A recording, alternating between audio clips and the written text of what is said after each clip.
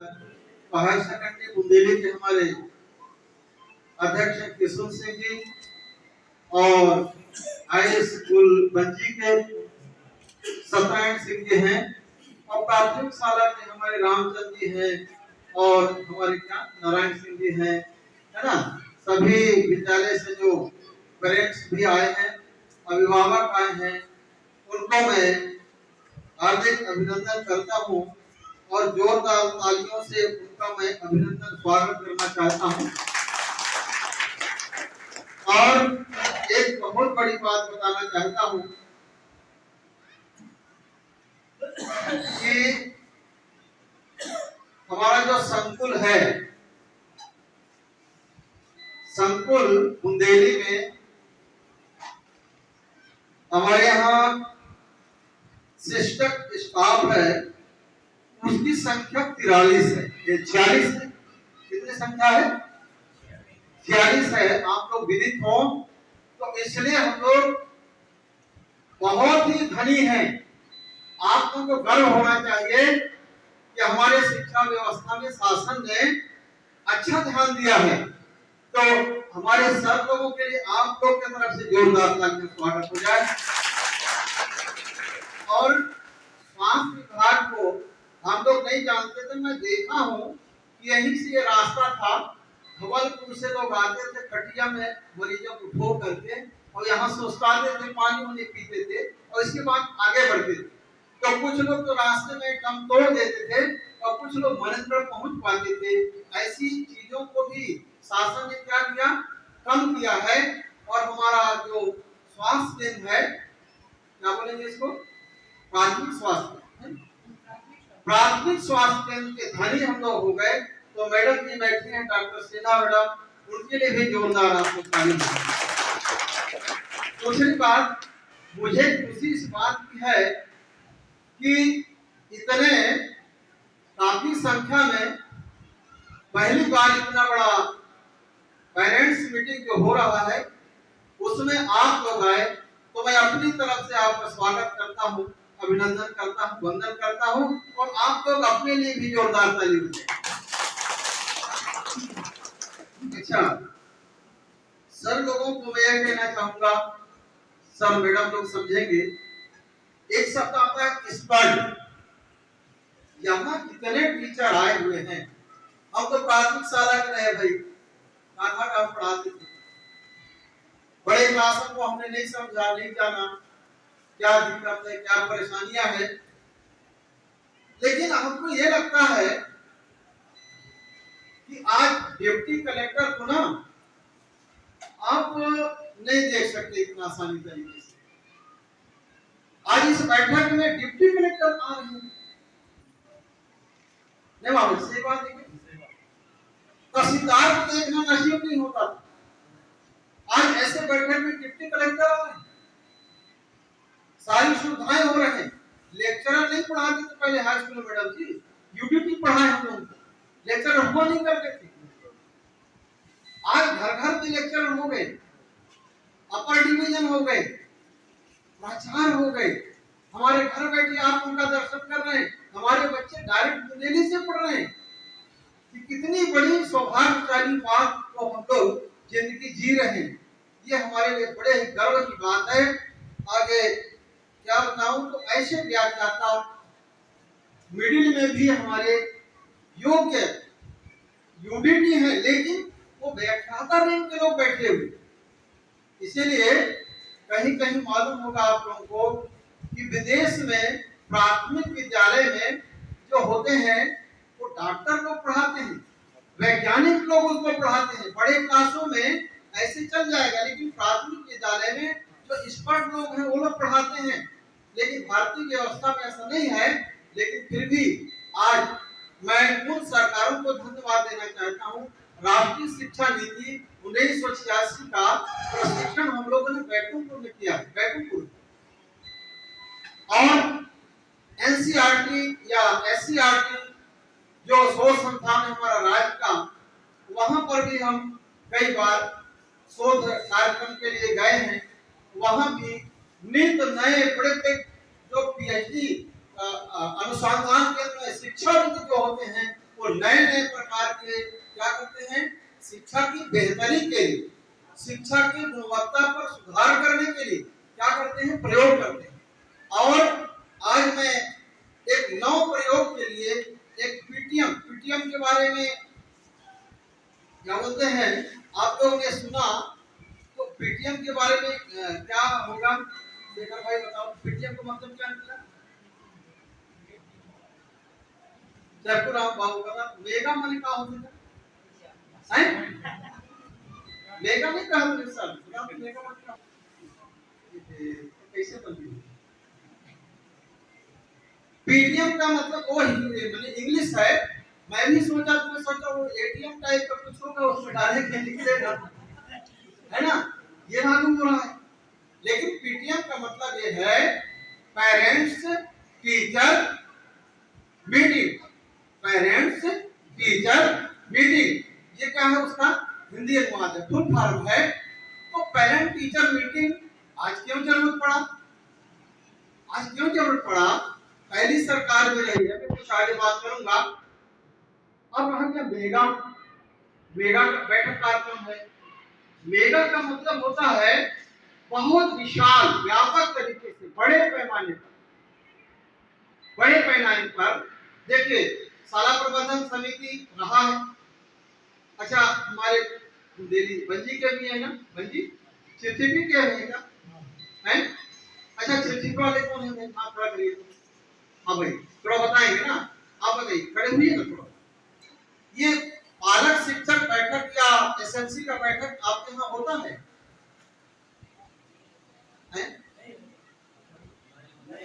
देखिए नहीं होता है ना, ठीक है बैठिए।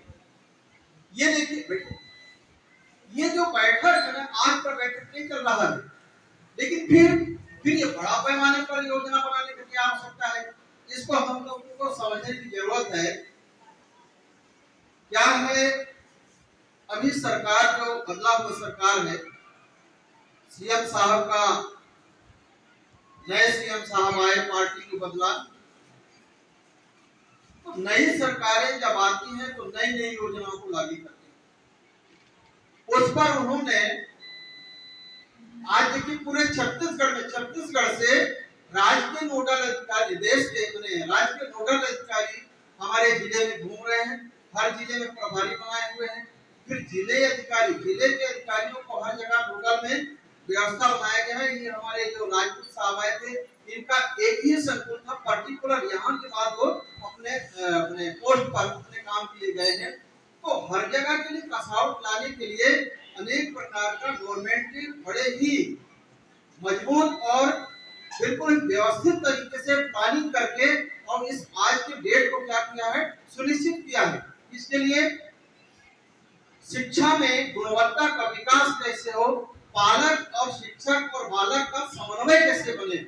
मैं तो पहले भी बोलता था मामा जी, हम एक गुरु जी से सुने थे, उनका नाम ब्रजमोहन जी था, तो उस समय वो बताया करते थे कि ब्रह्मा विष्णु महेश जैसे होते हैं ना, वैसे पालक शिक्षक और बालक, तो पालक को आप ब्रह्मा मान लीजिए और शिक्षक को आप विष्णु मान लीजिए और बालक को आप महेश मान लीजिए, क्योंकि ब्रह्मा का काम है सृष्टि करना, तो पालक का काम है बच्चा संसार में लाना। अब शिक्षक जो होता है, विष्णु क्यों बोला, क्योंकि विष्णु थोड़ा शांत होता है, भरण पोषण करता है। तो कौन सा भरण पोषण, शिक्षा वाला भरण पोषण। जैसा जो खाएगा अन्न वैसा होगा उसका मन, है ना। तो जैसा जो सत्संग करेगा वैसा ही उसका आचरण होगा, संस्कार होगा। इसलिए शिक्षक को उन्होंने क्या माना, विष्णु माना। और यदि बच्चा अच्छा पढ़ गया तो इंजीनियर बनेगा, डॉक्टर बनेगा, कलेक्टर बनेगा, कुछ भी बन सकता है और संसार में आकर के कुछ भी कर सकता है। यदि चोरी करे तो बड़े बड़े करोड़पति का भी डाका डाल सकता है, यदि चोर बन जाता है तो। लेकिन यदि अच्छा संस्कार में चला गया तो पूरे दुनिया को जो बड़े बड़े धर्माचार्य होते हैं, मठाधीश होते हैं, वैसा भी बहुत बड़ा वो विद्वान निकल सकता है और पूरे देश को कायाकल्प कर सकता है। इसलिए महेश माना किसको, बच्चा। तो आज वो स्थिति आया है, बड़ी खुशी की बात है कि अधिक से अधिक पालक तो क्या बताऊं, पूरा मीटिंग कर करके बुंदेली में ये समय ही हमारा गुजर गया। आगे भी और सपना है, लेकिन सर बोले कि आपको रहना है, नहीं तो मेरे को कोठारी का आमंत्रण मिला था, कोठारी में मैं जाता और वहाँ पता नहीं क्या हो रहा है, ये तो आज मैं नहीं जान पाया। लेकिन यहाँ यदि मैं नहीं आया होता आज, तो जितने आप लोगों का दर्शन नहीं हो पाता, मैडम लोगों से भेंट नहीं हो पाता। देखिए ड्यूटी सब कर रहे हैं, लेकिन किसके लिए? आपके लिए। डिप्टी कलेक्टर किसके लिए आए? आपके लिए। ये प्लानिंग किसके लिए किया? आपके लिए। प्राचार्य मेहनत क्यों कर रहे हैं? आपके लिए। ये जितनी शिक्षकें हैं, शिक्षक बंधु हैं, ये काम किसके लिए कर रहे हैं? आपके लिए। अब सोच लीजिए कि आप कहां पर क्या समझ रहे हैं, कितना समय आप निकाल ले रहे हैं। यदि इसमें पालक जन ध्यान दें, जैसे कि शैक्षिक कोना की बात आई है ना, अब मैं उसको बता ही देता हूं। आप सभी लोग जानते हैं, समझेंगे कि शिक्षक का जो दायित्व है, पालक का जो दायित्व है, ऐसा नहीं है कि आप लोग नहीं जानते हैं, जानते हैं। लेकिन किसी ने कहा कि भौरे कहते हैं कि गगन बदला है, भौरे कहते हैं कि गगन बदला है, पंछी कहते हैं कि चमन बदला है, पंछी कहते हैं कि चमन बदला है, हालत ही खामोशी मगर कहती है लाश वही है, सिर्फ कफन बदला है, सिर्फ कफन। ये बात इसलिए बोल रहा हूँ, शिक्षा व्यवस्था है, इसमें कोई परिवर्तन नहीं है। वही शैक्षिक कोना हम लोग पढ़े हैं, वही शैक्षिक कोना हम लोग विद्यालय में बनाए हैं, और वही बात को हम लोगों ने भी अनुभव किया ट्रेनिंग में कि बच्चे के पढ़ने के लिए एक अतिरिक्त कोना बनाइए। जैसे अभी वाचन किए, कई सर लोगों ने बताया आप लोगों को, तो उसमें अलग से व्यवस्था बनाइए और उनको शांति भाव से पढ़ने के लिए आप प्रेरित करिए। लेकिन मैं तो यह भी अनुभव करता हूँ, बच्चा पढ़ के निकल गया, पास हो गया, लेकिन मैंने वहाँ सिरौली में गया तो ऐसे ऐसे पालक हैं कि वो पालक एडमिशन करके मैडम कभी भी विद्यालय नहीं गए, टीसी काट के बच्चा चला गया, लेकिन पालक वहाँ विद्यालय में जाने के लिए उनको मौका नहीं मिला। ये शैक्षिक कोना कहाँ से होगा? जिसके पास मकाने नहीं, ले लेके दूसरे रूम, लड़का छुआ बेटा बहुरिया भी उसी रूम में सो रहे हैं, ऐसी भी स्थिति आज बनी हुई, तो किधर शिक्षक कोना बताएंगे? लेकिन सरकार की योजना है, इसलिए हम सबको समझने की जरूरत है। शैक्षिक कोना के साथ में जितने भी 12 बिंदु को आपने सुना है, पोषण आहार है, जाति प्रमाण की बात है, जाति प्रमाण पत्र की बात है। अभी ये कोर्ट ने, सुप्रीम कोर्ट ने फैसला किया है, हालांकि आदेश नहीं आया है, कि जो 60 साल का 50 साल का जो रिकॉर्ड मांगा जाता है, उसमें भी उसको भी शिथिल किया जाए।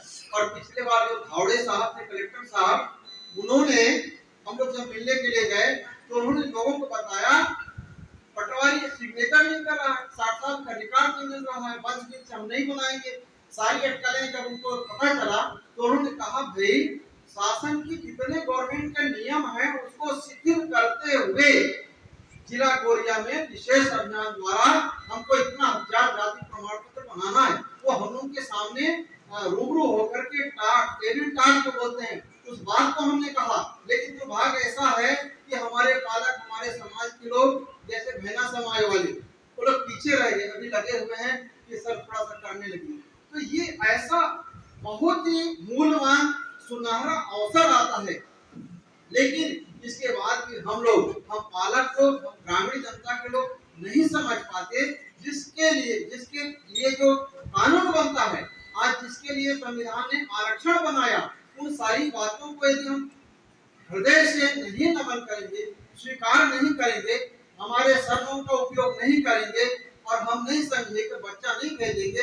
देखिए, मैं अनुभव किया कि किसी प्राथमिक विद्यालय को सुधार करना है तो एक टीचर को 5 साल लगता है, 5 साल में उसको नया नींव मजबूत कर सकता है, और बिगड़े हुए हालत को सुधारना बड़ा कठिन होता है, ये अनुभव है। तो हमको यदि बच्चा, जो कमजोर बच्चे की बात आई ना, वो एक दिन बच्चा नहीं आया तो डरने लगा, टीचर से डरने लगा, अरे जाऊं तक आज मारे नहीं गुरुजी या पीटे, हालांकि वो कोई स्थिति आज नहीं है। तो बच्चे के मन में जो, मन का जो, उसका जो भाव है, कल मैं नहीं था तो पता नहीं क्या होगा। ये भावना जहाँ आया उसके अंदर में हेजिटेशन बनना शुरू हो जाता है। इसके लिए नियमित बच्चे को आना विद्यालय में बहुत जरूरी है। यदि उसको कंटिन्यू भेजेंगे तो जरूर कुछ ना कुछ बच्चा सीखेगा, और यदि वो कंटिन्यू नहीं आता है तो उसके मन में कहीं ना कहीं कमजोरी, उसके दिल के अंदर में आत्मविश्वास की कमी होना शुरू हो जाता है, और वो जो है धीरे धीरे कतराना शुरू होता है। पिछले बार 10 बच्चे 10वीं क्लास में नहीं आए एडमिशन के लिए, तो नहीं आए, सब लोग बहुत प्रयास किए। तो मेरा निवेदन है, सरपंच जी भी हैं, ये किशोर जी भी हैं, आप लोग निश्चित रूप से अपने काम धंधा में आप सभी लोग लगे हैं, अच्छा है। आप लोग का 4 मंजिल बने, 10 ट्रैक्टर चले, हमको बहुत अच्छा आनंद है। लेकिन पढ़ाई में, क्योंकि भोसकल विकास साहब यहाँ आए, उन्होंने कहा कि बच्चे को 1 रोटी दो, नहीं, आप 1 रोटी खाओ लेकिन बच्चे को जरूर पढ़ाओ। जैसे अभी सर ने कहा कि यदि तुम पास हो जाओगे, और वो सर नहीं बोल रहे थे, तो भी हमारे बेटा होगे, फेल हो जाओगे तो भी हमारे बेटा होगे, वो उनके दिमाग पे घर कर गया।